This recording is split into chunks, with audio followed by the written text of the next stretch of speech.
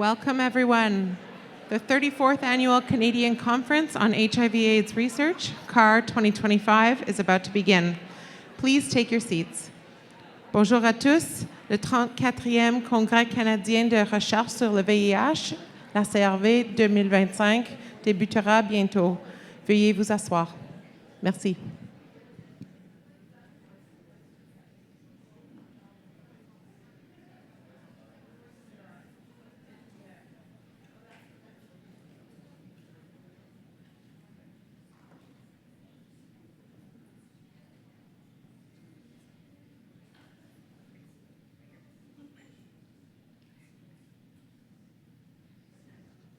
Welcome to the stage, CAHR past president Dr. Keith Folk and conference co-chairs Dr. Jacquie Gahagan and Dr. Lisa Barrett.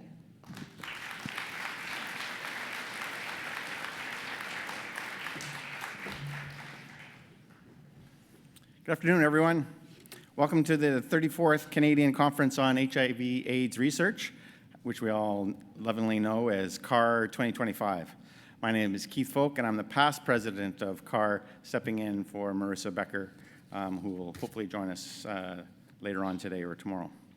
I have the pleasure of working this afternoon and introducing the CAHR 2025 co-chairs, Dr. Jacquie Gahagan and Lisa Barrett.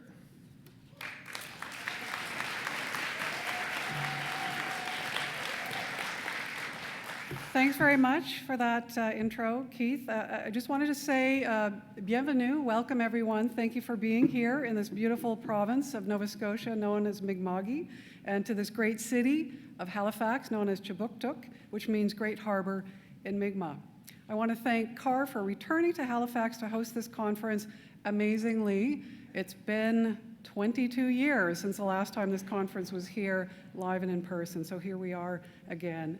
Thank you so much to CAHR for making that decision. As you know, the conference theme this year is Sustaining HIV Research Progress Through Collective Action from Coast to Coast.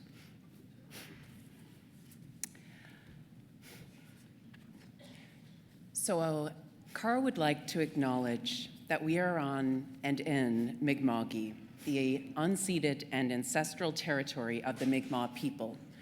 You'll find on the screen the remainder of the formal land acknowledgement, but I also find that it's useful to share a little bit of what we each do in our own course for truth and reconciliation. I set goals for myself each month that I'm going to learn something new. This is the beginning of May, and this month's goal is that I don't know a lot about our First Nations and ancestral people in the Yarmouth area of Nova Scotia, and that's where I'm going in my own personal journey this month to learn a little more about Nova Scotia. I have the absolute pleasure of introducing today Angela Doyle Faulkner, who is a knowledge sharer, and her pronouns are ABIT, she, and her.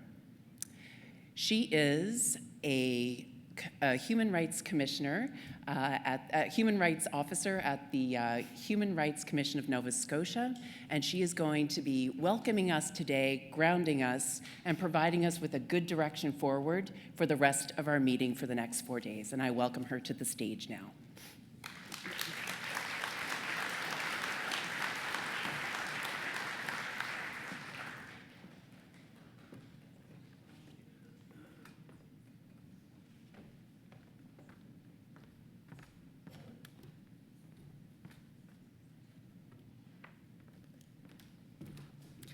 Good evening, everyone.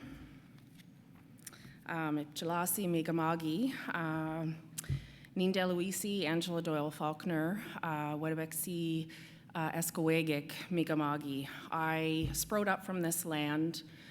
My family comes from a village out in Sheet Harbor, Musquodoboit area, and I'm very proud to be here tonight with all of you in this very, very incredible, important work that you all do.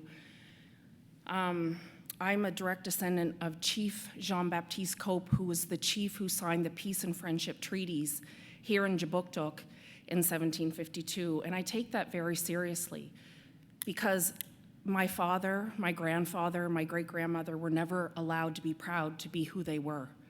They were beautiful Mi'kmaq people, but they never had the opportunity to learn their language. Actually, my great-grandmother was the last language speaker in our bloodline. I'm learning my language now. I'm very happy about that.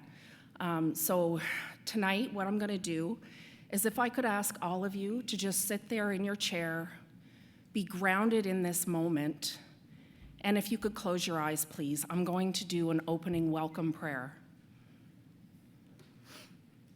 Creator, we stand before you today with open hearts, seeking guidance, healing, and strength. We call upon our ancestors and the knowledge keepers and knowledge sharers to walk with us, reminding us of the power of love, kindness, and unity. As the rivers flow and the trees stand tall, we ask for resilience. For those living with illnesses, those who have passed on to the spirit world, we ask for compassion. Let your healing shine upon them, bringing them comfort and hope. Teach us to walk a good path, Creator, and to embrace those in need with care and understanding. Let's stand together like the great forests, strong and unwavering in our support. May we honor the sacred circle of life, lifting one another up, walking forward with dignity, courage, and love. Imset Nogama, all my relations. You can open your eyes now. I'm going to share with you a very, very sacred song, and it's the Strong Woman song. And I think it's very fitting for this ceremony this evening, so I will do that now.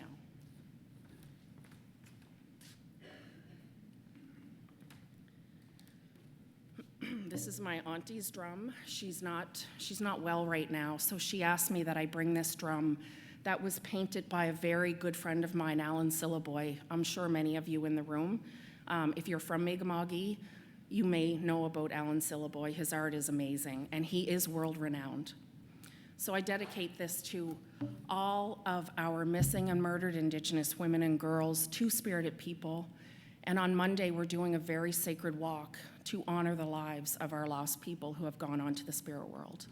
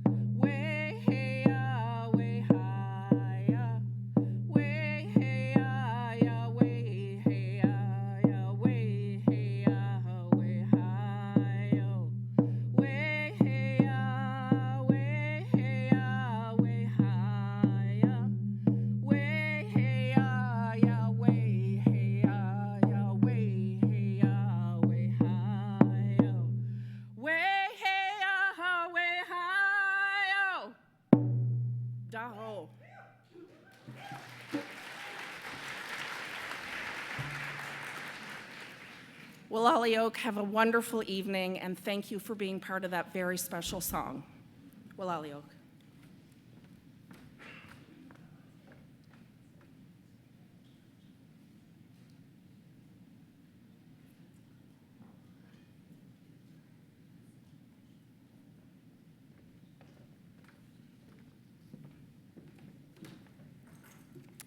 I think we would all agree that that has put us into a space and a place to reflect and go forward for the rest of the meeting, so we're very grateful for that. Thank you.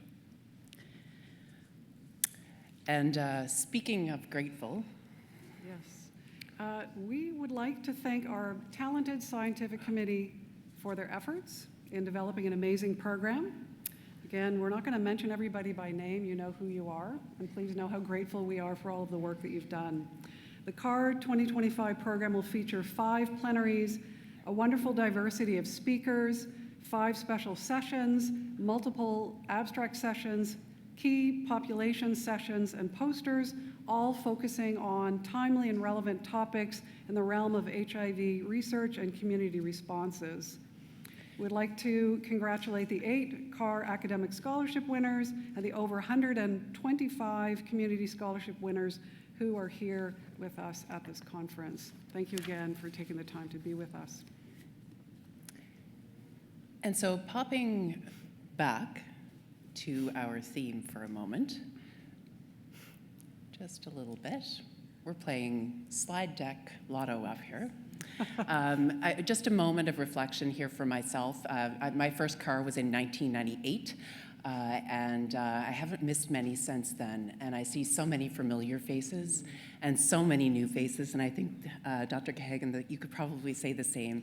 So very grateful again just to have everybody in Halifax, and I did want to say a note, Dr. Gahagan has carried the majority of this co-chairship, and I just wanted to make sure that everybody knows that that's true, because I think that's an important comment. But I do also want to acknowledge some of the dissonance and conflict we may have in ourselves as we go through this meeting, recognizing and being extremely mindful of the global disruption to HIV research and care that we see in the world and to south of our border at the moment. It's going to play on us. We're very grateful and lucky to be here, but we would like to acknowledge its impact on people and populations and hope that we can use this as an opportunity to think concretely about what we can do as we leave here at the end of this meeting as well. So just a moment to think about that.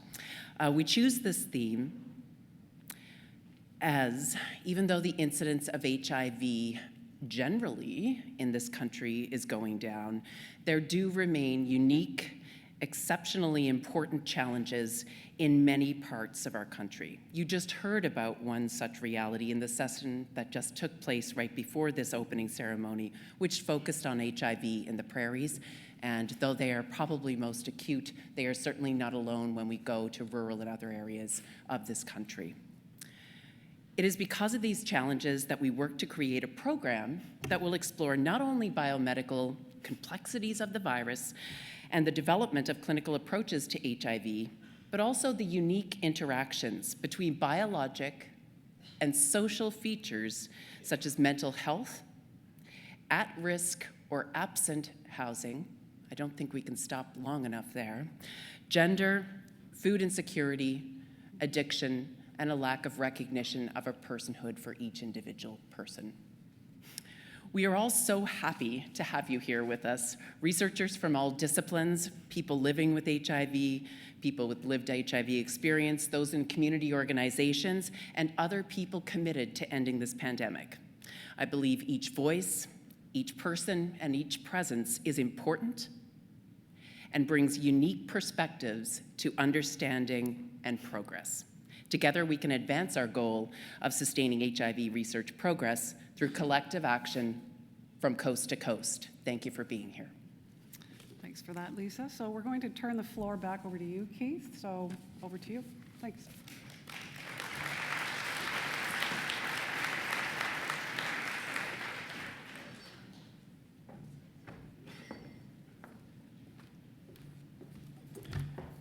Thanks, Lisa and Jackie, and the entire scientific community for your leadership in developing this year's stellar program.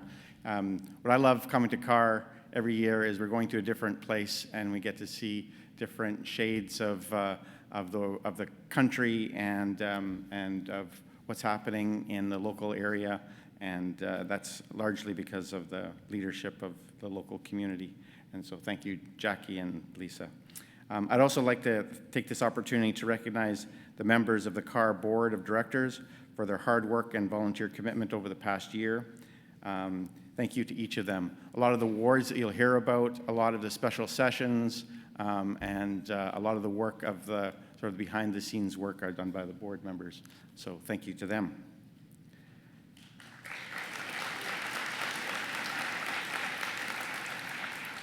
As well, it's a great pleasure to be part of this conference because it's so well run, and that's largely due to Sea to Sky Management and also to the CAHR office staff. And thank you for their ongoing commitment and ensuring success for this event. And I was told not to say any individual names, but I want a round of applause for Aaron and Andrew, who are awesome.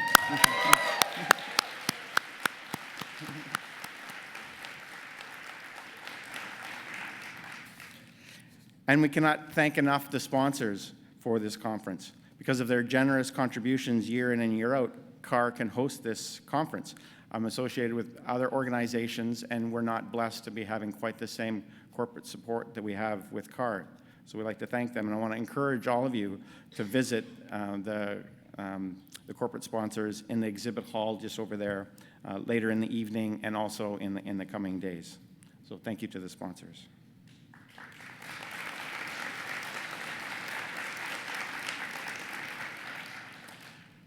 This CAHR conference is the only national gathering in Canada for those working in all disciplines of HIV research, as well as policymakers, persons living with HIV, and so many who are committed to ending HIV.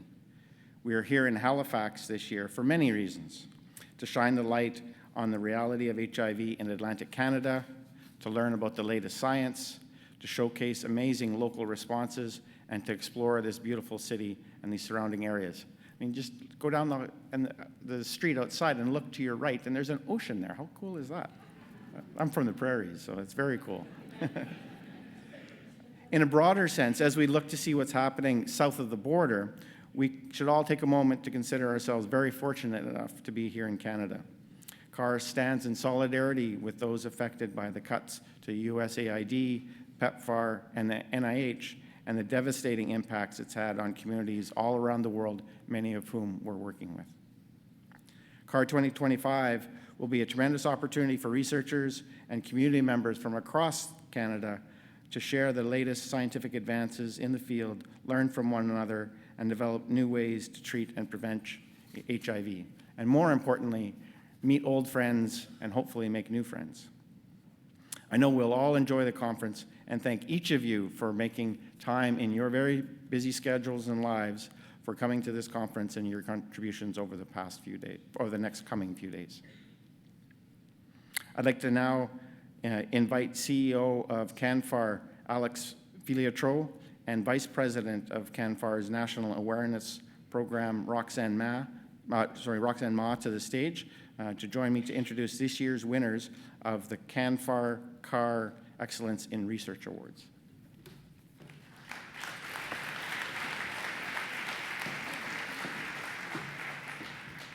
Bonsoir, c'est un honneur pour nous d'être ici pour présenter ces prix. Je passe la parole immédiatement à Roxanne Ma. Merci, Alex. The CAHR Excellence in Research Awards highlight and celebrate the contributions of Canadian investigators in HIV/AIDS research in Canada and internationally. The recipients of this award have proven track records of excellence and have demonstrated a commitment to improving the lives of those living with or at risk of contracting HIV. As we read the names of the 2025 CAHR Excellence in Research Awards, we ask the awardees to come forward to receive their prizes, and we'll take a photograph together on stage. Merci. Basic Science, Paul McLaren. Clinical Science, Melanie Murray. Epidemiology and Public Health, Lawrence McBupa. Social Science, Amaya Perez Brumer. And Community-Based Research, Renee Mashing. Congratulations to all.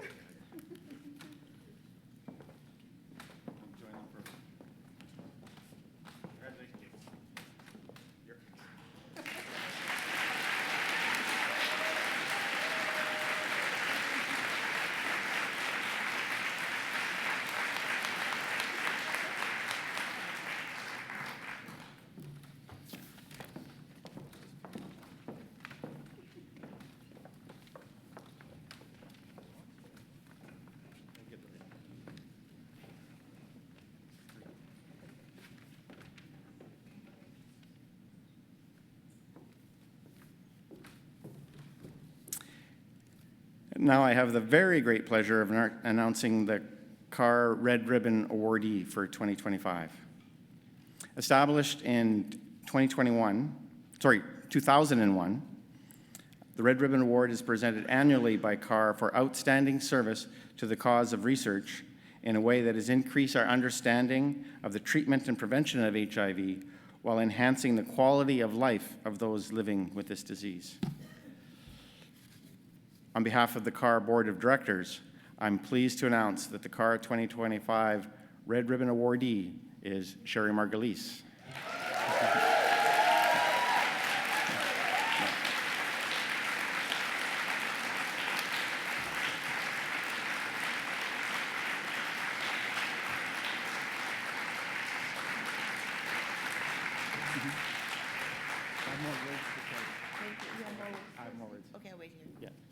I'm going to make Shari be kind of awkward sitting off to the side while I say a lot of wonderful things about her. I doubt that many of you here may have not heard of Shari and all the great work that she has done and the legacy. The words that I'm about to share, a lot of it were taken from the letter of nomination, and we had a very strong pool, but Shari was a very clear. The strength of her application was very clear. Shari's influence as an advocate for community engagement with women living with HIV and their children is profound.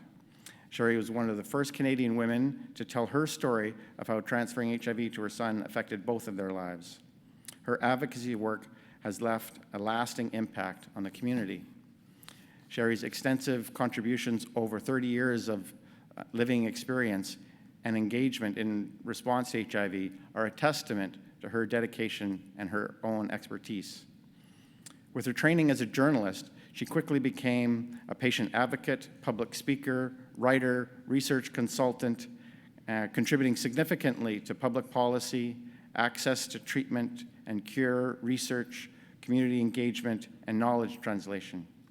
Shari has helped publish over 60 articles with herself as the first author or co-author, and plays many roles as community consultant, board members, and research volunteers.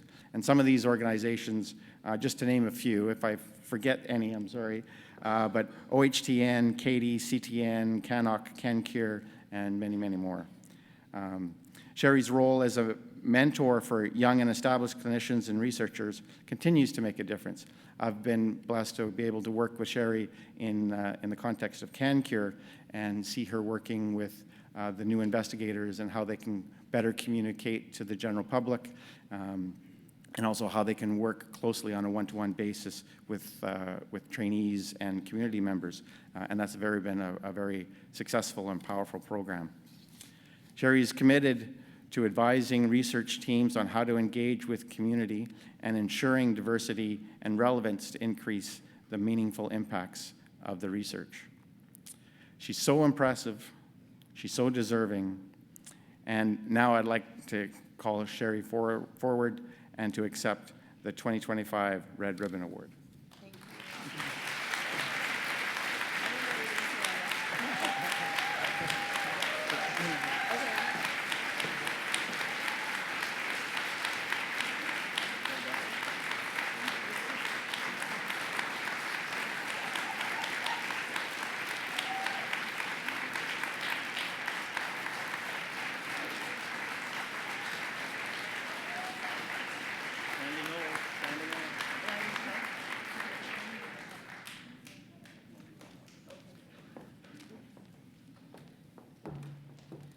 Wow, thank you. I had no idea what Keith was going to say, so I was a bit nervous.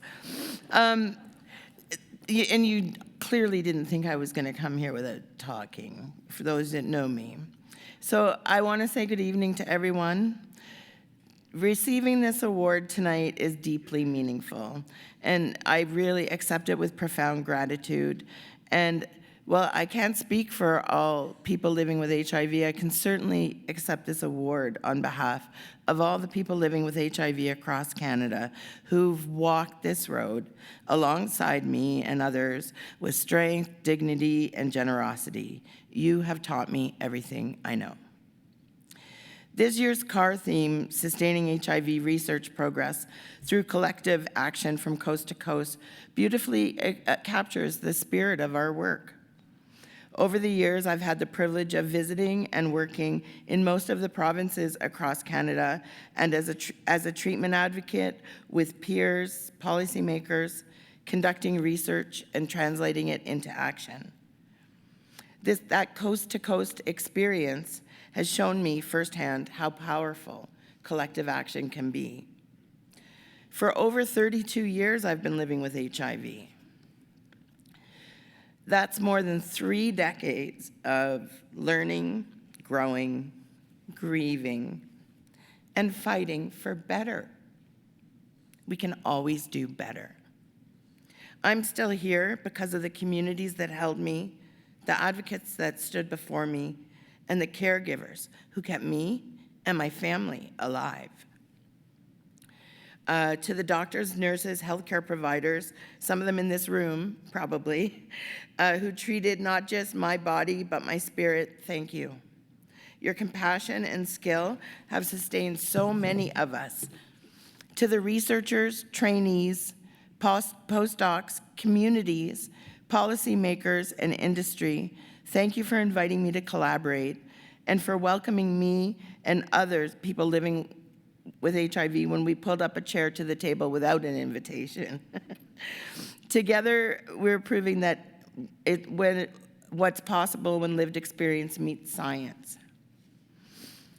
I want to offer a heartfelt thanks to my nominators, Jean-Pierre Routy, Stéphane Isnard, and Renee Mashing for this incredible honor.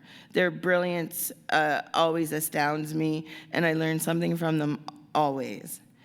I also want to thank Dr. Stan Reed and Dr. Sharon Walmsley, who invited me to my very first research project back in the early 90s. And that work focused on building family-centered HIV care, and it was the beginning of a lifelong commitment excuse me, to ensuring that care, science, and community never stand apart.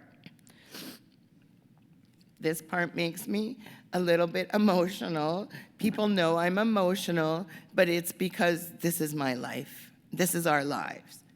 But I want to thank the incredible women of Voices of Positive Women, and especially, sorry, it's hard because some of them aren't here, Positive Mom Support Group, who inspired that very first project.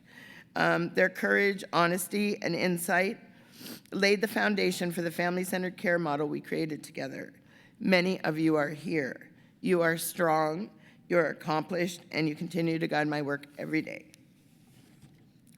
There's far too many people to thank individually, but please know that I see you. I remember you, and I carry you with me always. Every colleague, co-advocate, friend, mentor who stood beside me, I acknowledge and thank you. To the advocates, those who we stand beside today, and those that we've lost along the way, thank you. Your legacy runs through all of this work. It's because of your courage and your vision that we continue to push forward. And now Halifax. Many of you don't know this, but being here means something to me. This is the region where I spent my teen years, where I had my first date, first kiss, first high school dance, and well, some other firsts that are probably better left for another speech. But truly, this place shaped me. They were formative years, and it's an honor to receive this award here. And I want to give a big shout out to Cole Harbour, okay? I also want to thank my son, Quinn Johnston. Unfortunately, he couldn't be here today, but He's carrying the torch. I didn't think I'd get emotional on that one. I practiced it a lot, so I wouldn't. But he's carrying the torch as an advocate in his own right and standing up, speaking out, and making space for others. He's also blessed me with the gift of being a grandparent. And that's something I thought I would never see. To those of you who have not yet engaged communities, the communities you're studying, I say this: we add relevance and impact to your work and tremendous value. As you consider your next research question, ask yourself whether it has the potential to improve the quality of lives of people living with HIV or to prevent new acquisitions. Better yet, ask us. I'm almost done. Let's commit to putting our research into action, not only in the very important abstracts and journals, but let's be advocates, not just in our work, but in how we live and lead. Let's work together to end the criminalization of people living with HIV. And let's embrace diversity, equity, and inclusion so that no one is left behind. These days, I spend most of my time working toward a cure for HIV. And in light of what's already been mentioned about the current political climate, where access to healthcare, medications, and human rights are under threat, it's clear that if one of us is not safe, then none of us are. And a cure is needed more than ever to eliminate stigma, to protect our lives, and to ensure that we survive even when our political systems fail us. A cure isn't just about science. It's about justice, dignity, and survival.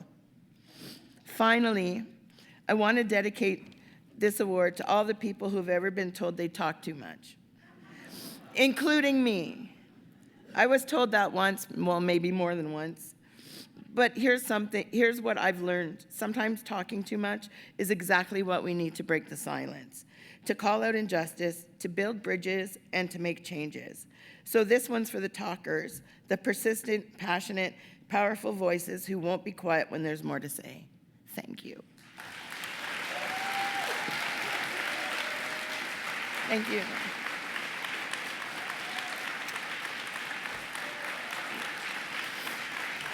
Where's my person? Where's my person?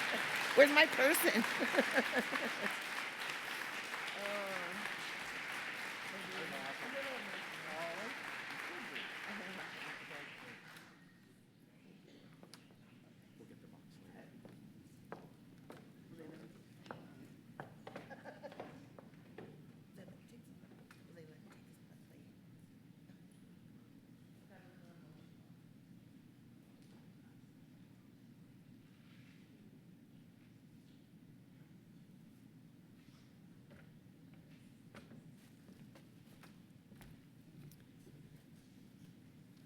Thank you, Keith, and thank you, Shari. Well done. Thank you for sharing your words with us.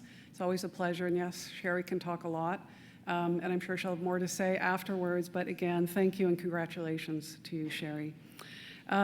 We now have the pleasure of introducing the 2025 Mark Wainberg Lecturer as selected by the 2025 CAHR Scientific Committee. And I'm thrilled, both personally and professionally, that this year's Mark Wainberg Lecturer is Dr. Winston Husbands.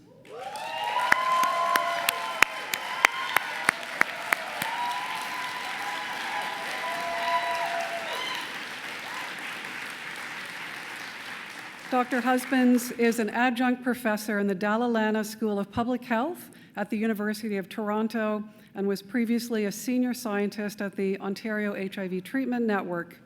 His previous affiliations include leadership roles at major Canadian community-based HIV organizations. Winston has provided leadership in research, advocacy, policy, capacity building, and community action in response to HIV in Canada's Black communities for over 3 decades. Exactly.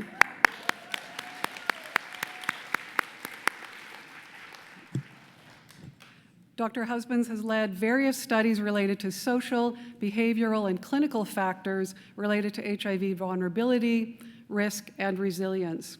In addition, Dr. Husbands has also authored numerous manuscripts and guiding documents, including the Black HIV Manifesto, which influences current efforts concerning HIV in Canada's Black communities.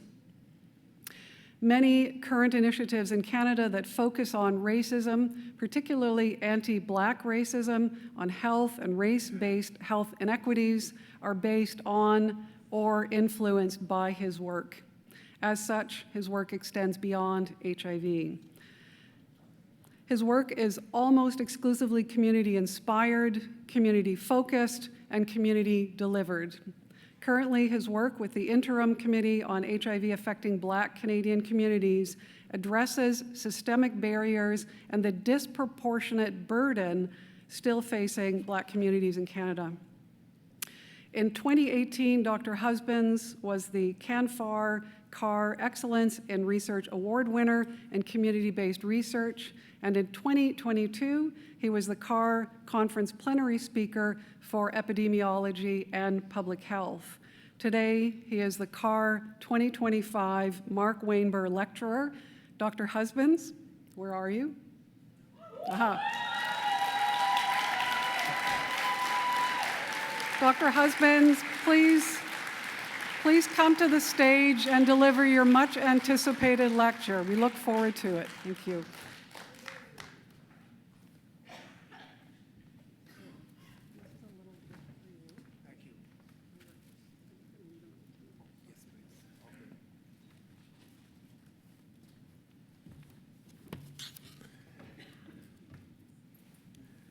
Thank you very much, Jackie, and thank you all for being here.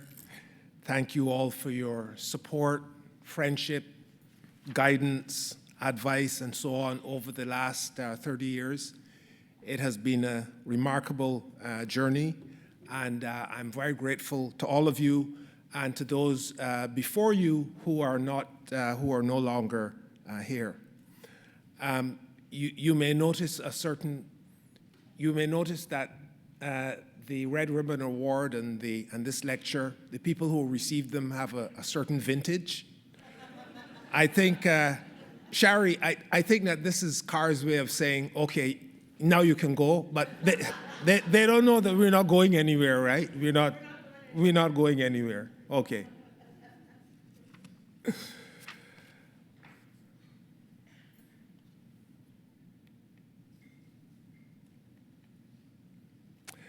So, I think that this is an honor, and I would like to thank the people who brought me here to this point in the first place before I even became involved in all of this. My parents and my siblings and all of my nieces, nephews, cousins, and so on spread across the Caribbean and other places. I also want to speak in memory of Davika Hinson. Many of you, some of you may not know Davika. She passed away in 2016, almost 10 years ago. Davika is a Caribbean woman, some would say a South American woman because she's originally from Guyana, who was part of our network, part of our circle in Toronto for many, many years, and who inspired us to always do better, She was a friend, a colleague, a community advocate, a fierce community advocate, and we miss her. But I also want to thank especially the CAHR Conference Scientific Committee for recognizing my contribution to understanding and addressing HIV in Canada. The community institutions that supported me over the years, particularly the Black Coalition for AIDS Prevention. This is how my work began in HIV. I was teaching at Toronto Metropolitan University, or Ryerson University as it was back then. This was in the early to mid 1990s, excuse me. And I started volunteering with Black Cap. And that is how this journey started. I had no particular training in HIV or health or anything like that. I did a PhD in economic geography. It was really about tourism in the Caribbean. But here I was, and there was this crisis unfolding. Even back then, in 1993 or whenever it was a crisis, even back then. And I thought that this was very interesting work and something that I wanted to be involved in, and that is exactly what happened. So the people who formed the Black Cap at that time, of course, would have tolerated me, would have taught me, would have mentored me to sort of make something of this situation that we found ourselves in, and to do my best, as far as that was possible, to try to make a difference. So this evening, I want to talk about two related issues. First, I want to highlight how inequity, injustice, and anti-Blackness emerge in our work to understand and address HIV. Indirectly, this is also a reflection on this thing we call evidence, particularly how decision makers politicize evidence. We have these claims that we make about evidence, but despite these claims, powerful institutions reproduce anti-Blackness by systematically obfuscating or disregarding the evidence. But secondly, and in response to the first issue, my remarks may suggest or are intended to suggest a pathway to the kind of conversations that Black scholars and stakeholders may have amongst ourselves and with the institutions that determine the direction and content of our efforts to understand and address HIV among Black communities. Now, as far as the Canadian HIV epidemic goes, Black communities have been swimming upstream for the last 40 years. I first became involved, as I said, in this work as a volunteer of Black Cap in the early to mid-1990s. But even back then, the burden on Toronto's epidemic fell heavily on Black communities. This is not widely acknowledged, but it is true. You go look at the data and look at the records and you will realize it is true. Now, in response to this, Black communities mobilized an impressive community effort, even though opinion leaders framed our exposure to HIV or increased vulnerability to HIV in terms of the wages of our own unruliness. Black people were always unruly. Our irresponsibility, we didn't know how to behave. You know, Black men were out of control, they were aggressive, they didn't know how to treat women. Black women were easy, you know, that kind of discourse. And even to our flawed biology, while, you know, there was something about our bodies, about our biological makeup that made us more susceptible to HIV. I'm not making this up, this is what people who should know better used to say back then. This kind of uninformed opinion stigmatized Black communities by blaming Africans or Haitians or any of the Black people who just happened to be around, for that matter, for unleashing HIV in Canadian society. It was, as it were, Blackness infecting the white Canadian body politic. But not only that, HIV resurrected a discourse on race and racism that many people thought we had already passed. We noticed a resurgence of an outrageously vulgar form of racism. As a result of all this, the story of how Black people organized and advocated is hardly known, contrary to the narrative that most of you would have internalized or would have been exposed to. So my presence here this evening recognizes how Black communities stood up in the fight against HIV. But this recognition is belated. As far as I know, I am the first Black person to be so honored, to be honored with this Mark Wainberg lecture in the 24 years that this distinction, this honor has been given.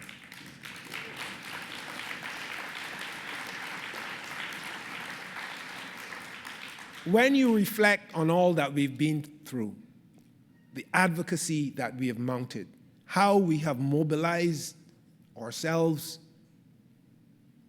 to face HIV, you wonder what message, me being the first person to receive this award, what message this sends about Black scholars and Black scholarship, or about Black achievement, and what message it sends about whether Black communities are deserving.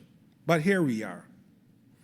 But what I think it demonstrates, this honor today, what I think it demonstrates is how Canadian responses to HIV have benefited certain communities and certain types of people, while Black communities struggle with a hugely disproportionate burden of the epidemic. What it indicates is how Black people's efforts are under-resourced and under-acknowledged by the wider community of HIV scholarship and HIV policy. But even more than that, it demonstrates how our public health institutions, our research institutions, and the traditional research community have looked out for their own interests, how they have grown their prestige and their authority at the expense of their Black colleagues and Black communities. Remarkably, these colonial arrangements persist right here and right now. That is why I have to talk about them. They're not something of the past, because we're still confronting this. Now, I believe that this recognition and rewards system we need to, in a sense, it reflects how inequity and injustice are reproduced. And I think that the Mark Wainberg Award should be redesigned to ensure transparency and fairness. And I have some ideas about that. So, you know, Andrew is my friend who I've known before he was the head of CAHR, while he was in another large institution. So, and he's been always very receptive to my intervention. So Andrew, you can expect to hear from me.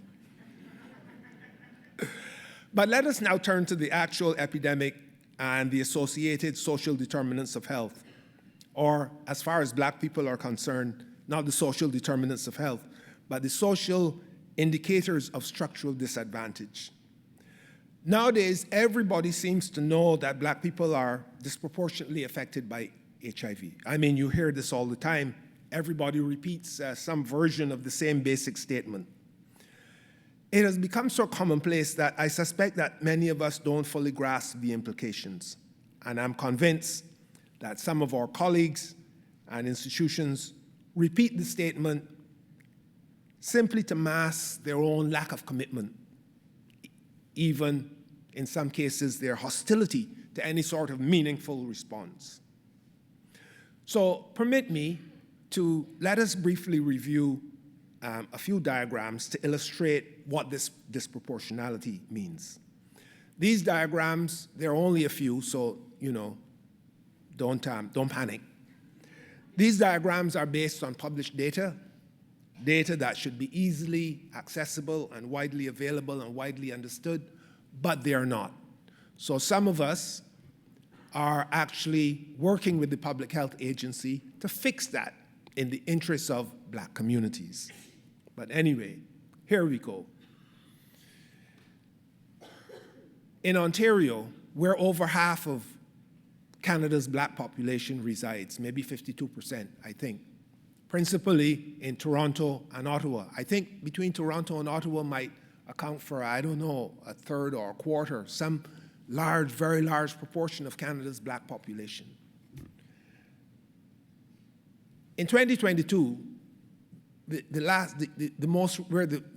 year where the most recently available data, almost 30% of new infections were among Black people.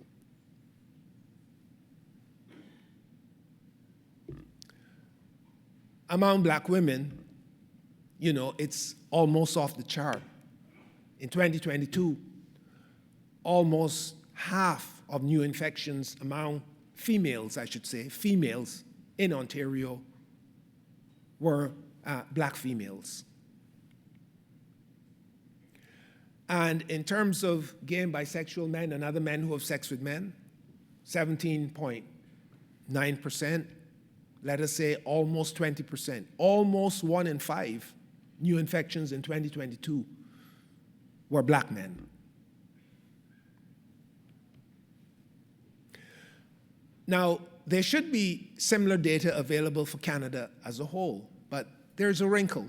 So, up to 2019, just before the COVID epidemic, you can see that 3 out of every 10 new diagnoses, 1 of every 4 new diagnoses in Canada as a whole was among a black person.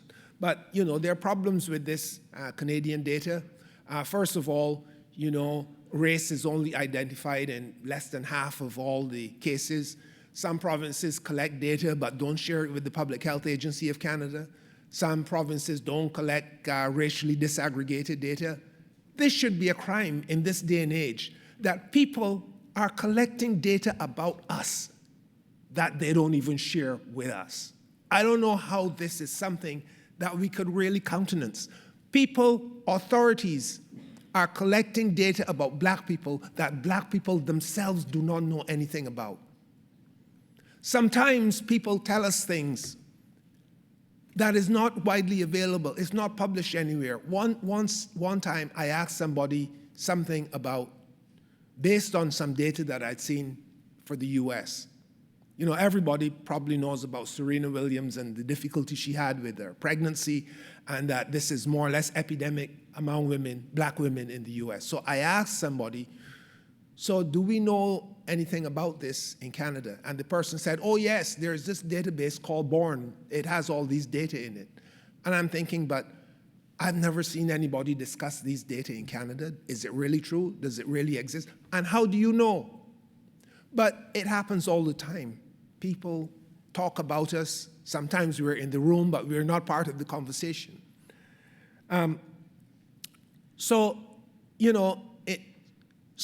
There's a problem with the data that the Public Health Agency of Canada collects from the provinces. That's part of the problem. The other problem, of course, is that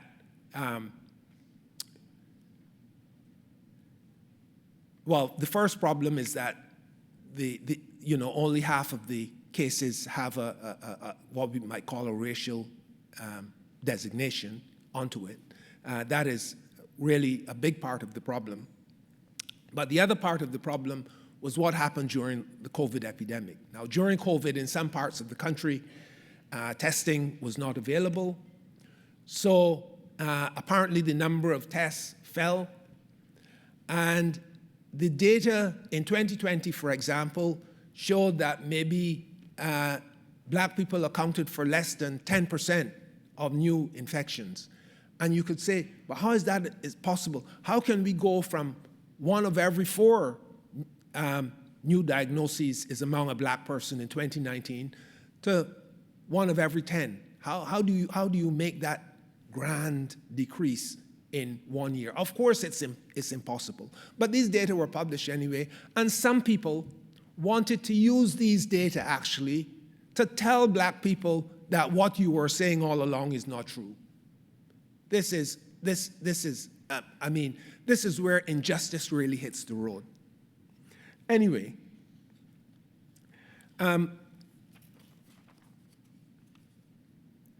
so these slides that I've shown illustrate a particular story, and the story is also about deaths. That black people are more likely to die of HIV than white people. So what we know from these data is that HIV has been falling conspicuously among white people in Canada, principally among white gay men. That black people account for a hugely disproportionate share of new diagnoses, a trend that has been observable probably for the last 40 years, but definitely for the last 20, and that the gap between white and black Canadians is not diminishing, or it is not diminishing fast enough.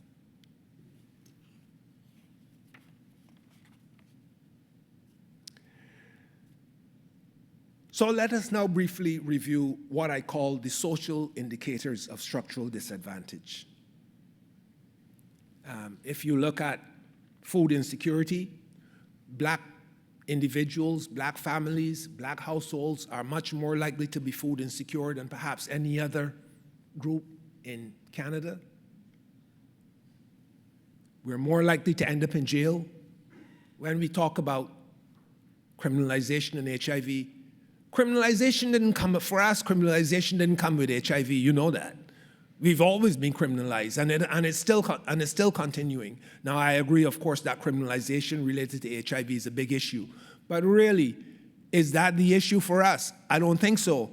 But are we willing to fight that bigger issue about how the system criminalizes black people?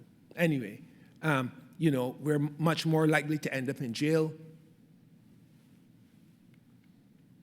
And of course, now when I say that the labor market is rigged, people might think that I'm just blowing smoke, you know, I'm just sort of over-dramatizing something. But how do you explain how this disadvantage is transmitted down through the generations? Now, people normally think, well, you know, you come to Canada, you're a newcomer or a new immigrant, you have to start at the bottom.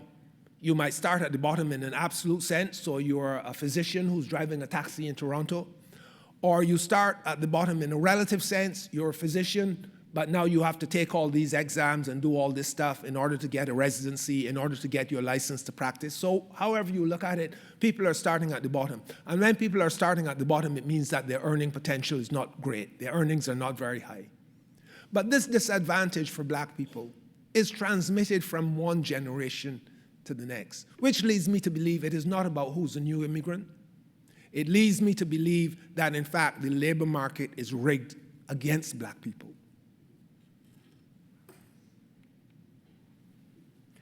So when we look at all these factors, addressing the crisis of HIV among black communities calls for remedies that are sensitive to pervasive anti-blackness. So they can't be just business as usual. They must be different. You know, they can't be sort of just merely instrumental, but they must, to some extent, they must focus on the social determinants of health, although I think that how we have that discourse is really, that discourse about the social determinants is really problematic. In fact, I think that the social determinants of health, the way how we discuss them and the way how we invoke them, are to some extent a red herring. Scholars and health promotion advocates often publicly reference the social determinants of health. Often publicly reference the social determinants of health and the Ottawa Charter of Health Promotion. And rightly, we feel very proud of Canada's role in all that, in that discussion, in making this something that guides our work, not only here, but internationally. But, you know, I have found that while decision makers talk about this, privately, they turn around and complain about their inability to do much about them. So you say, well, you know, maybe black people can remain in care, you know, how the 90-90-90 or the 95-95-95 works. Maybe it's not working for black people so much because, you know, we have difficulty remaining in care. I mean, we have too much other things going on that we have to stop what we're doing, stop the, you know, fall out of care, and, you know, because of these other things. And people will turn around and say, yeah, that may be true, but we can't do anything about housing, or we can't do anything about this, or we can't do anything about that. I don't know what that means. So what am I proposing then? This brings me to the second part. You know, I have to propose something. So this brings me to the second part of what I wanted to talk about, which is the Interim Committee on HIV among Black Canadian communities. So in 2022, a few of us got together. Actually, I had an idea. And I called Dr. Omishiri Dryden at Dalhousie, and I said, you know what? I have this idea. We had just come out of a period in which many of us were fighting with one another about things that was going on in the HIV landscape in Toronto. And I thought, you know, we keep fighting with one another when really our fight should be with people who are making decisions about our health, not people who are doing this for almost nothing. I mean, sometimes you have to call out the people who are, you know, who you're working with.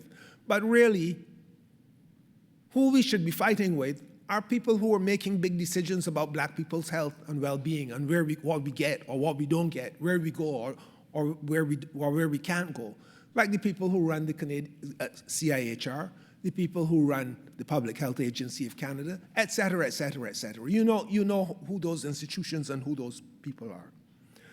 So we came up with this idea of one of the things we will do is come together and write a Black HIV manifesto.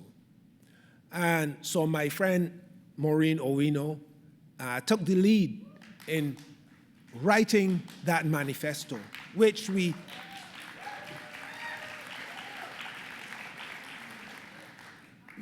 discussed and talked about, and eventually we published it. And then Andrew helped us. I called Andrew and I said, Andrew, I want to do something that nobody has ever done before. I want to organize a session at the CAHR conference in 2022 that is only for Black people. And I thought this guy would have, usually when you mention something like this, people hem and haw, Winston, this and that. No, Andrew said, okay, let's see how we can make that happen. So CAHR managed to give us a grant of $11,000 to organize this session, a session at the CAHR conference, which was virtual for Black people only. And so we brought 70-something Black people together virtually to talk about this Black HIV manifesto. And a few months after that, based on those discussions, we revised the document that we had.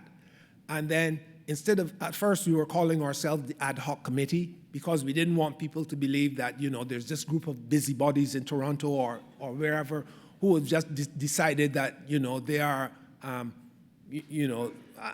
not the HIV dictator or anything like that. So we said ad hoc. And then after the conference and after we were satisfied with the kind of document we had, we called ourselves the Interim Committee on HIV among Black Canadian communities. Sorry. But this idea had actually started a few years previously when some of us who are part of the interim committee or the manifesto group as we call ourselves, because ICHBCC is a lot, so we call ourselves the manifesto group. Some of us wrote this op-ed in the Star. Of course, Maureen was one of them, but also Wangari and Laurent. And what we were saying is, well, Black communities in Canada are bearing a disproportionate burden of this epidemic. And you know how this is going to end. This is going to end when decision makers decided, based on what is happening to white people in Canada, that we have won. We have beaten HIV, so now we can move on, except that Black people will be left to deal with this.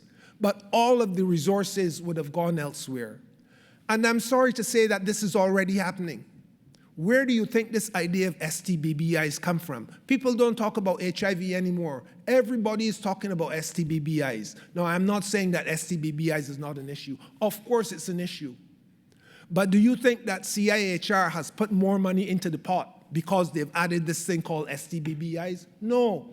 So if you are still, here we are in Black communities, we are still struggling with HIV, while other people have gone on to reap the harvest that comes with this thing called STBBIs.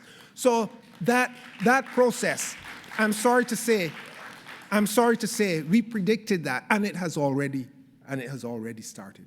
So we had started this a few years before.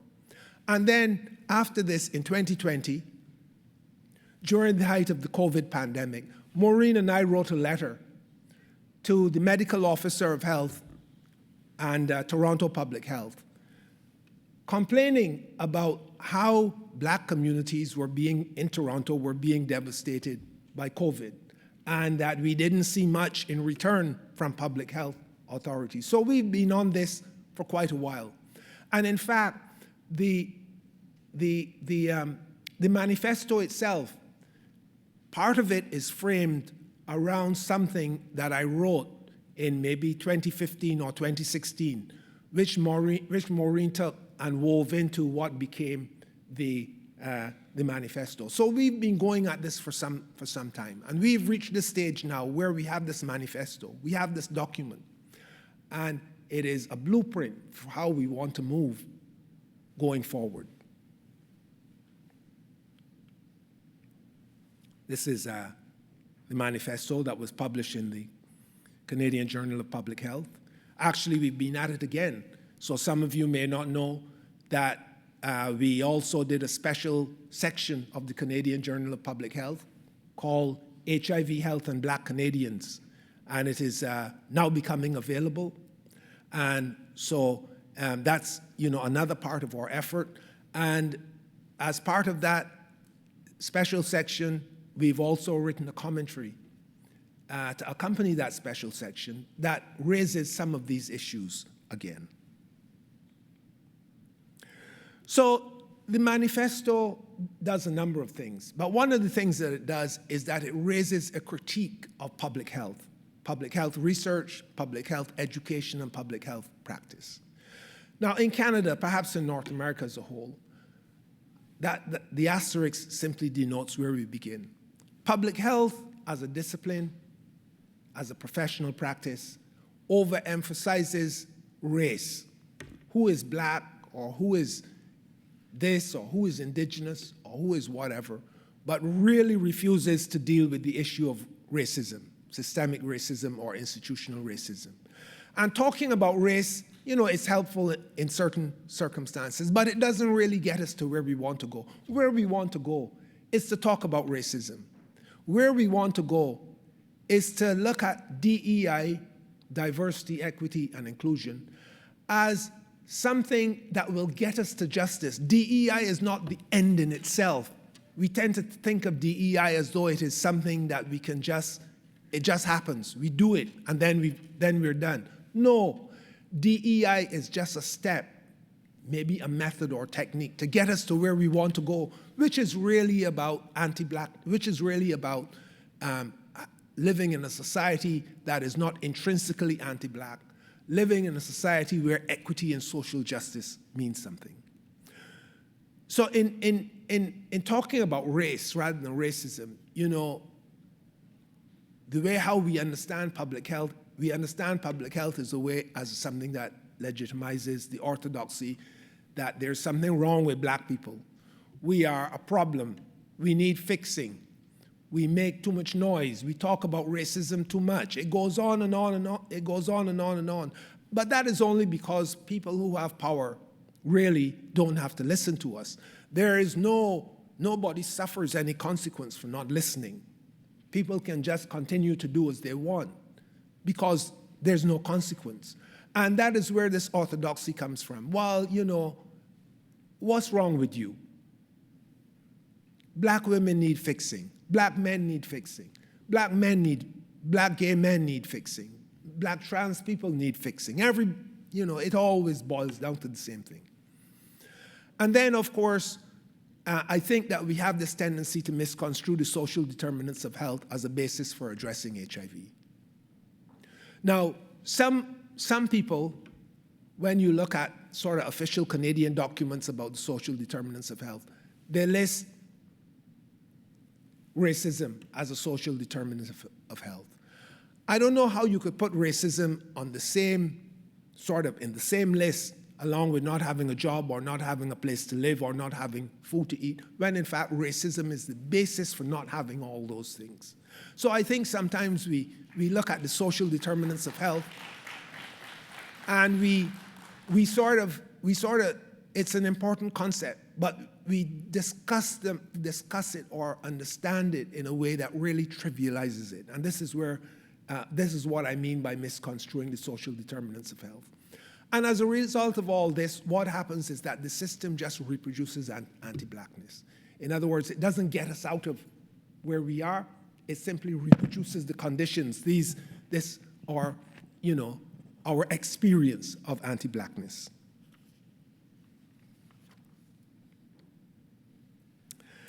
So the Black Manifesto, the Black HIV Manifesto, raises a new conceptual basis for public health, for the work that we do as students, as researchers, as practitioners, as community activists, community ambassadors, and so on.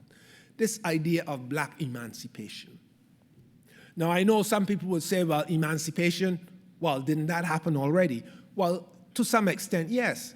In 1834, the British government passed an act. It wasn't called Emancipation. It was an act to abolish slavery. Those are two completely different things.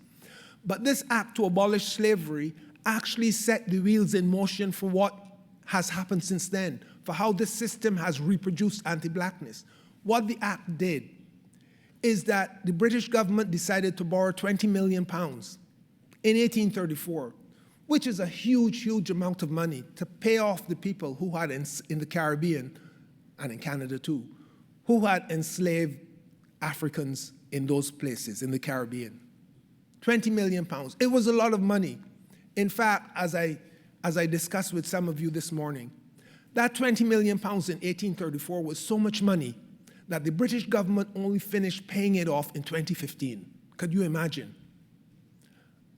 I made a joke this morning about who was the governor of the Bank of England when this loan was finally paid off. I don't want to repeat it because I don't want people to go and say that Winston husbands get up and say that Canada's prime minister was whatever, whatever. That's not what I'm saying. So let me go on record here, since this is recorded, as saying that is not what I'm saying.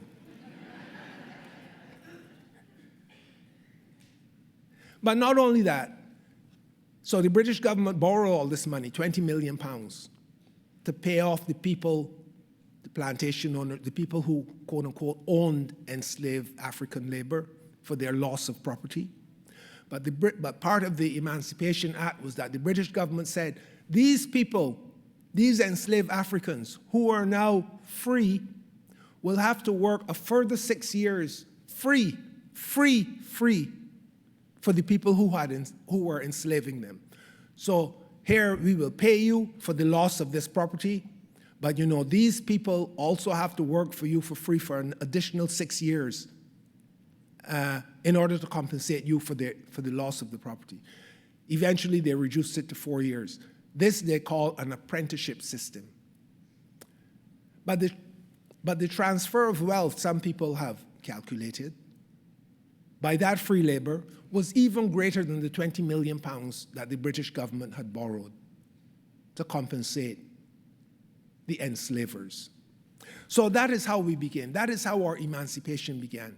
And I can tell you, throughout the Caribbean, especially in the country that I was born, it took another 100 years until 1937 before there was what we call universal adult suffrage in Barbados.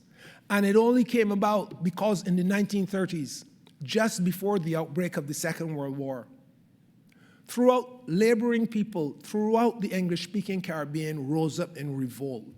And that the outcome of that uprising, that popular uprising, was some of the reforms that we have been able to build upon since 1937. So it took, you know, the 4 years of free labor was one thing, but it was another 100 years of all of this. In fact, it was, well, that's a different story. I'm not going to go into that and sort of divert myself from the basic message here.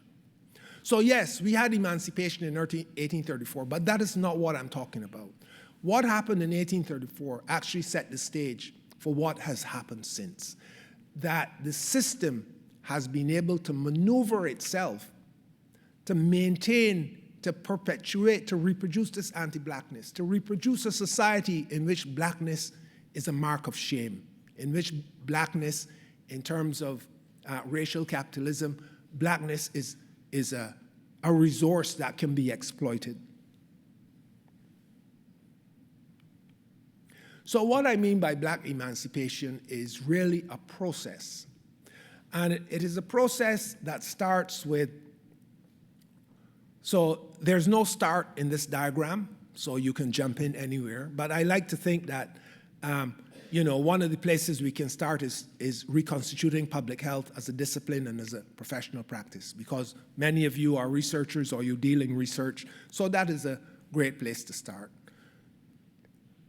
But, you know, it also involves mobilizing resources for us to do the work that we do.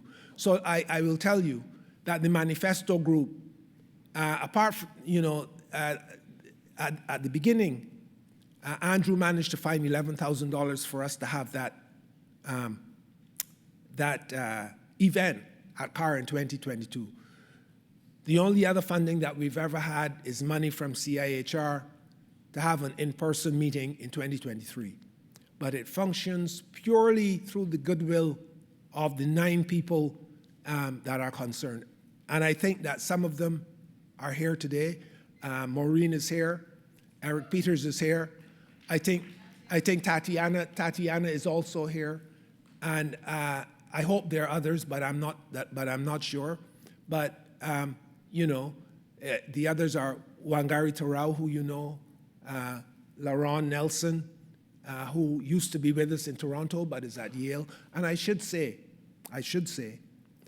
that LaRon is one of the people whose research program has suffered tremendously because of what is happening in the US right now. LaRon has actually lost grants. He's had to lay off staff. His program, his research program at Yale University has been decimated. So we might think that what is happening is far away, but it is not that far away. It is affecting people who are our colleagues, who we work with, who we know. And the others are Josephine Etowah. I'm not sure if Josephine is here. And am I forgetting anybody? I said Wangari. David, yes. So there you go. So I think mobilizing resources is an important thing. However, you know, we don't want to make this something that happens just to mobilize resources, because sometimes that can distract people when all your energy goes into where your next buck is coming from. And then you start cutting corners and sort of the values that you have about leadership and all that, you kind of, you know, forget them along the way because you have to go off. We need money. We don't have it. But we're doing the best we can. And we're making plans to get money, but in a way which allows us to implement our mission rather than in a way that makes us into a set of people that are just going after money because it is there. So part of what we're talking about is Black people exercising principled, committed leadership to articulate and champion Black people's needs and interests. Too often, as I said, even when we're in the room, we're not part of the discussion.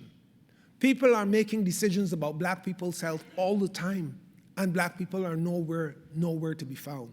This is not something that we can tolerate.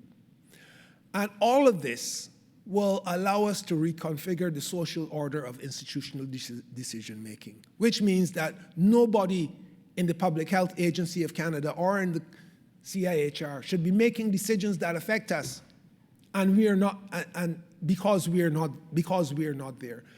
This happens, and it continues to happen. You know, of course, despite our engagement with CAHR has come up with a new team grant competition in STBBIs. They're awarding 15 grants, and only one of them is for Black people working with Black communities. And we have said, you know, we need resources commensurate with the effort that it will take to achieve equity. So if we are far behind, what will it take us to catch up? That is the kind of resources that we need. And yet, in their wisdom, this is what they did. And so we have continued to engage them about this. I will give you one other example. The STBBI action plan that the Public Health Agency of Canada developed last year. Do you know that before the plan was developed, we contacted the Public Health Agency of Canada and said, look, you need to have a consultation with Black people to hear about how we are impacted by HIV, what it is we want, where we stand, what it is we want, what is it going to take to achieve what I think you will agree we need to achieve.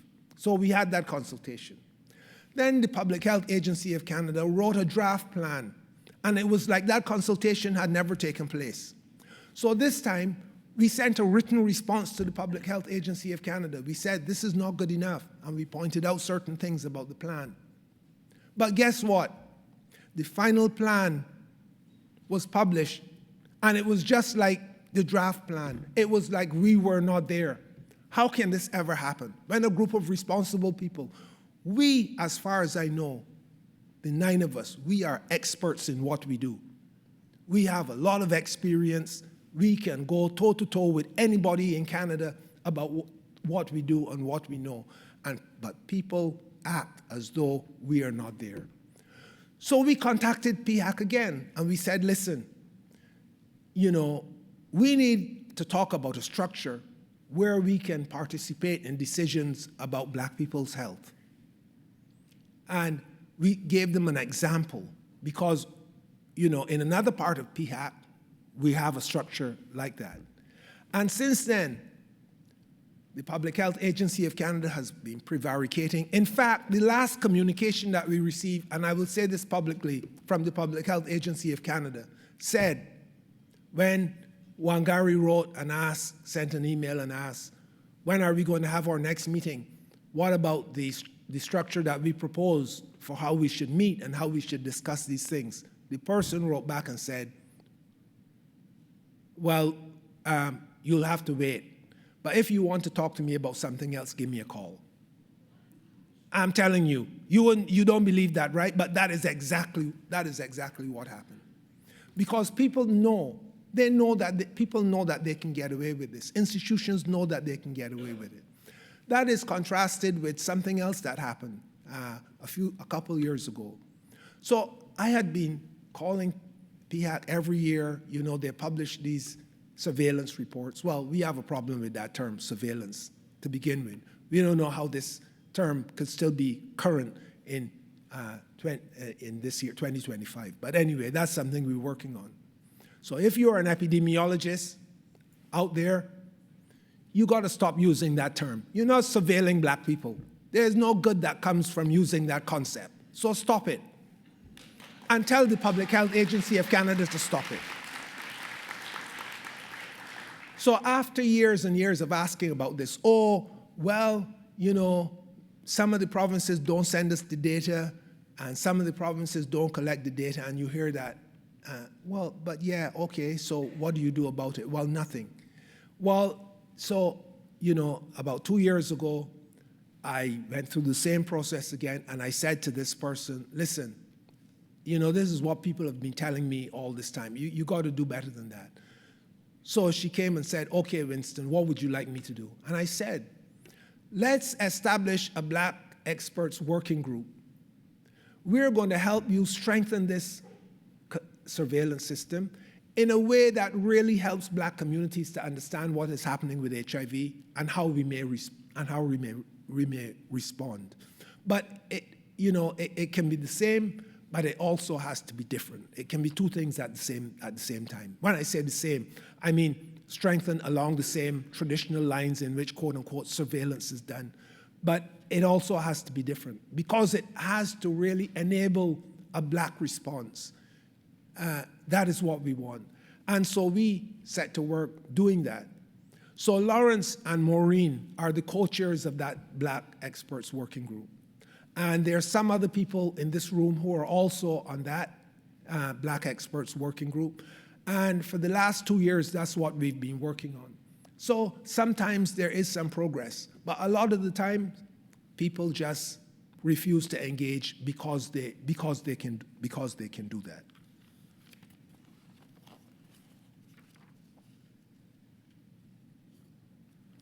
So what I want to close and say is that, one of the things we face is that Black scholarship is held back by an academic system and a research infrastructure that was never intended to accommodate our interests. In fact, some of these great Canadian universities benefited directly from slavery.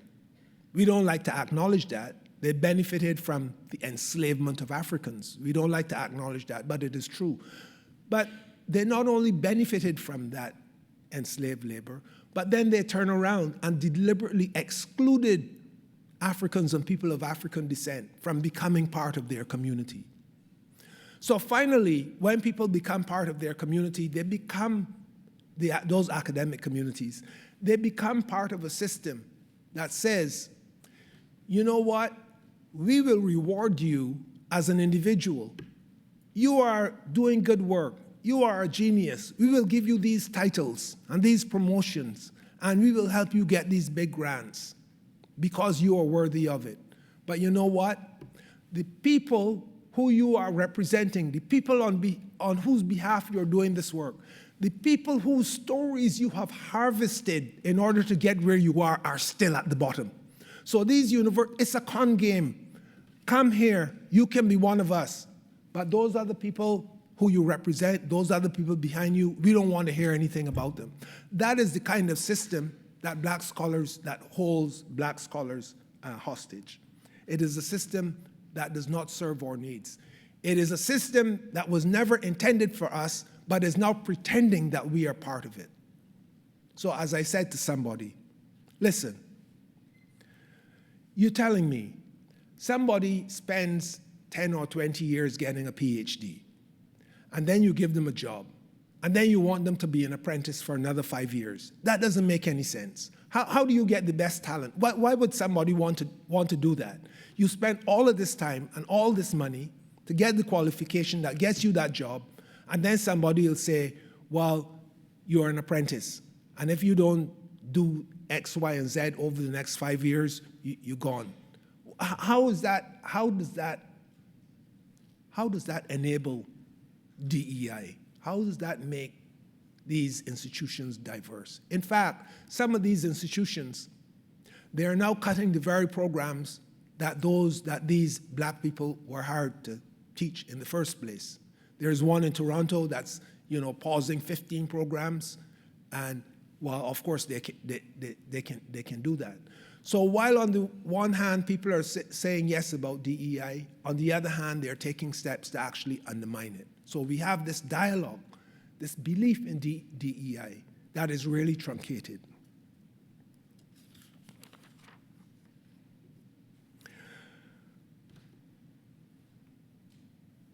The universities themselves, their ratings benefit from this way in which black scholarship the boundaries of blackness are enforced, because their ratings, of course, when scholars get these big grants and publish these big things and do this big work, it helps the university's ratings.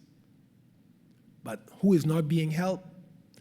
The people who those black scholars have depended on to get where they are. The people whose story those black scholars are talking about. The people, in fact, it is not only black scholars that benefit from that, white ones too. And there are people who have made their name researching black communities. And some of those people, when you get around to saying, I have a question, I need some help, then they tell you, well, I can't help you, you have to ask somebody else. And I say, well, so what were you doing all this time? What were you doing all of these years when you were running around writing these papers about black people? And it got you somewhere, it got you to where you are. But when black people come and say, something, you have to do more than that. We need something from you. You are not there.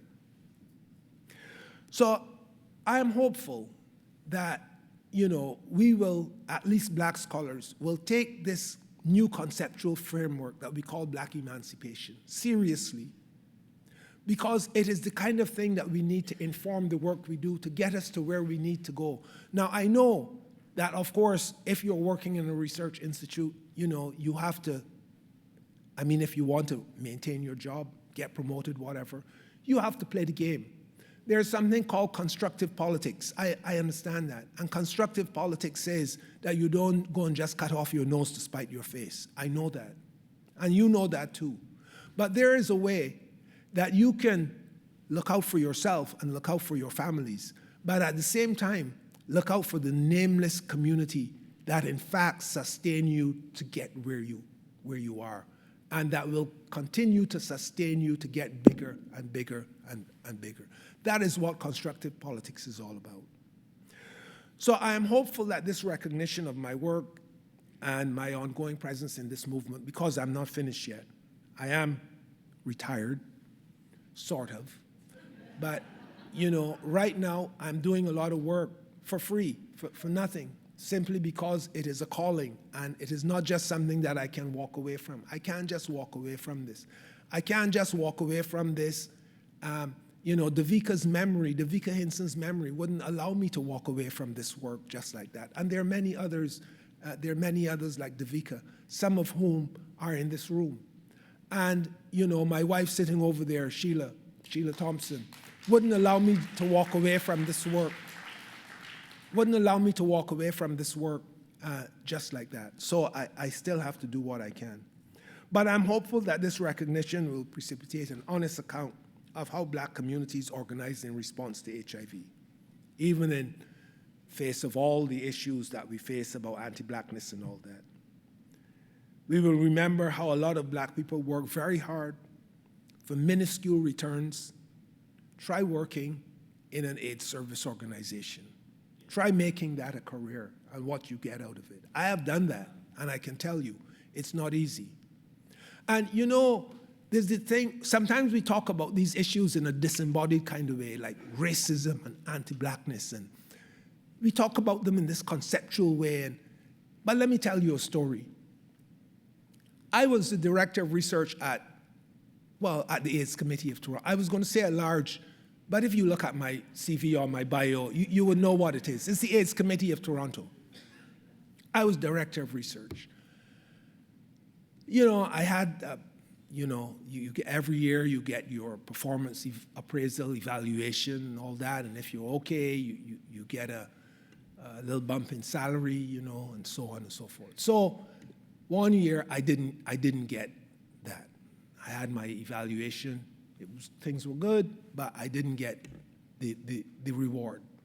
So this went on for a few months, and I was thinking that maybe I was on vacation or I had missed a meeting or something. I don't know what happened. Somebody must have discussed something, and I didn't remember, and that is why I didn't get my reward. So, how people think that Black people are always angry. So I thought I should have a discussion with the executive director, but I don't want to come off as being angry, because the worst thing you could do is be an angry Black man. I didn't want that. So we had an HR manager working in this place, and I went to the HR manager and I said, you know what? I didn't get my salary increment. I want to have a meeting with the executive director to talk about this, but I don't want it to be angry. I want you to just tell me how I can go and have this meeting with a normal conversation where I don't appear to be angry or putting people in a corner and all that kind of thing.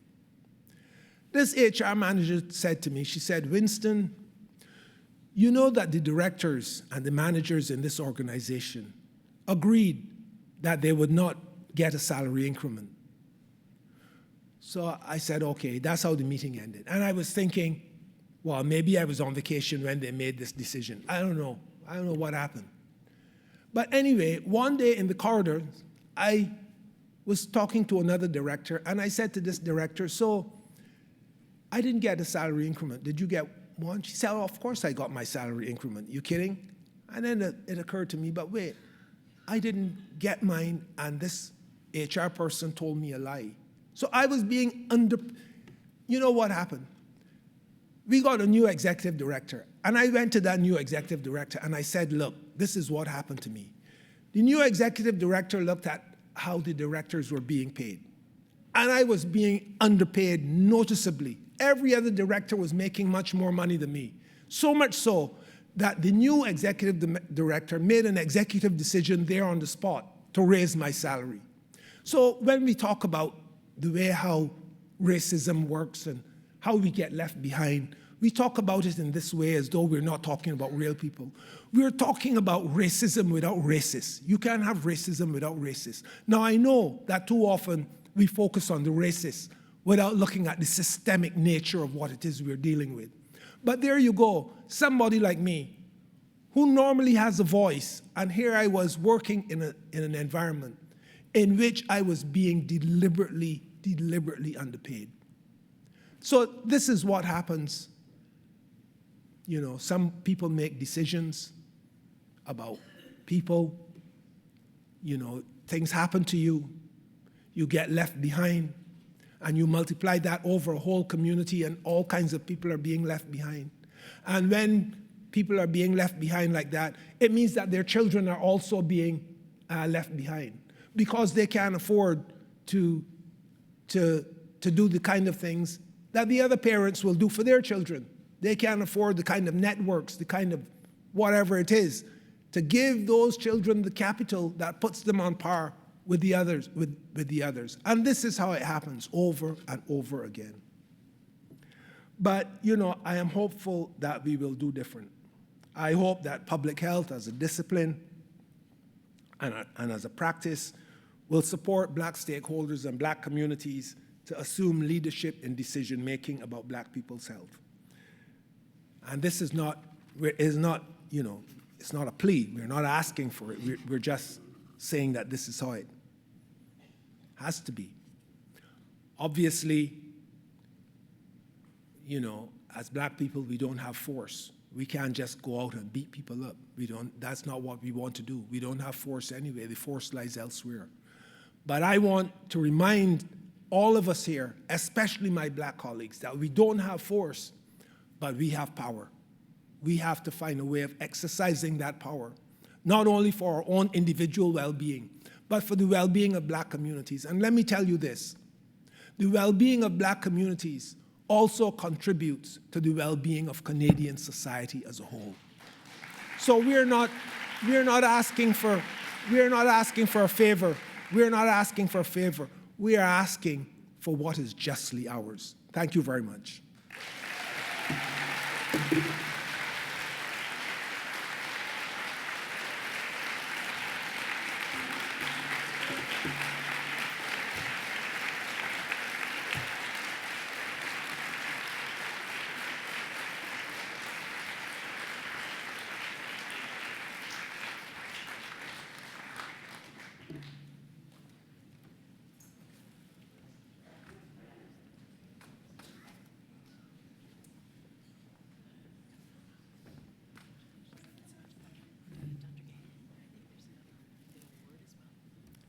Right there. Yeah.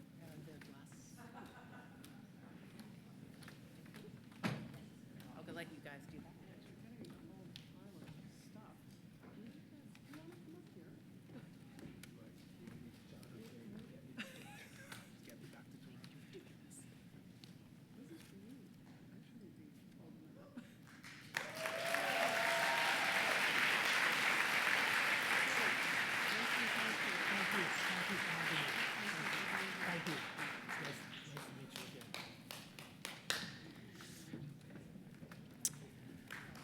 Wow.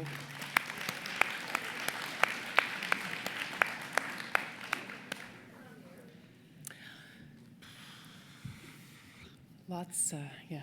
Thank you so much, Dr. Husbands. That was amazing. Thank you for that important and provocative lecture, and thank you as well. You cannot stop now, Winston. Sorry, you've shared with everybody that you're not retired, so you're going to keep going, which is amazing. We need your ongoing efforts, and it's a collective effort to address anti-Black racism in Canada. So thank you so much for that. Again, just a big thank you to Winston again, please.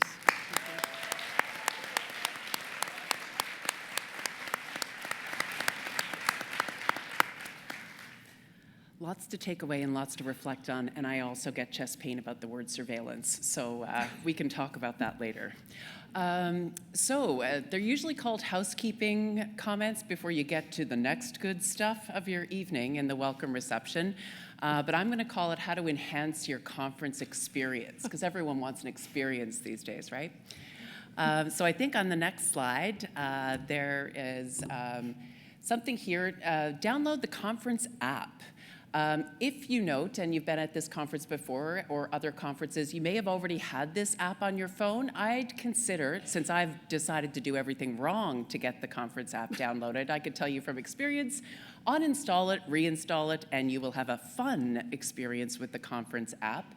You'll note that there is no space between the code there Oh, there is a space between the code, and also there's another event app. This is the one by Events Air, so please look out for that. And the other piece that you should know about the conference app is, number one, aren't we all happy that we don't have a 50-pound book these days to carry around with us? But there's also an opportunity within the app to get points. And apparently there are gift cards you may win. I'm sure that scintillating fact will keep you going to the app throughout the next 4 days. And also it kind of helps you know where to show up, which I think is useful and helpful. Speaking of how to get where you need to go, before I mention the Wi-Fi, which if you've sat without it through the last 2 and a bit hours, good on you. Halifax Convention Center, password CAHR 2025 with no space. And the Wi-Fi is actually pretty good in most spots, unless you're streaming porn, which I don't recommend you do. The rest of us won't be able to get through on the Wi-Fi. People in the blue shirts outside are wonderful volunteers who are here with us to help you get through your meeting and find where you're going, and if you need any kind of assistance. Those blue shirts, look out for them. And also, those are folks who have an interest in what we do and learning more. Please feel free to engage them in some conversation. Many are students, and they'd love to chat with people that they consider to be a very big deal. So please consider engaging them, and thank you to the volunteers. As well, the poster presenters will be at their posters during the morning and afternoon coffee breaks, I believe. And so I think those are the only things I have left before the good stuff. So the good stuff is there's snacks. So before you dash next door to help yourself to snacks, please do read the dietary tags. So for people that have food sensitivities, what we don't want you to do is end up feeling unwell for the rest of the conference. So please do check the tags. They're all marked. And then next, I wanted to just also remind you that exhibit hall next door. So please go to ballroom B1. There will be our opening reception. And again, thank you everybody for being here, and we wish you a wonderful conference. Thank you. Good job.